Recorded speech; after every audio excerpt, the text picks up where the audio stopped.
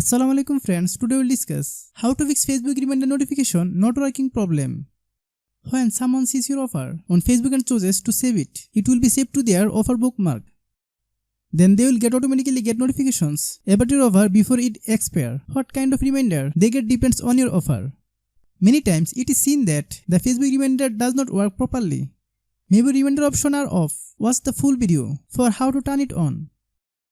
If you are new to my YouTube channel, please subscribe. Launch the Facebook app on your iPhone, iPad or Android device. Click your profile picture in the top right of Facebook. Select Settings and Privacy. Click Settings. Click Profile Settings. Click Notification Settings. Then click Reminders. Then turn on all options. If you are new to my YouTube channel, please subscribe. If you like the video, please share with your friends.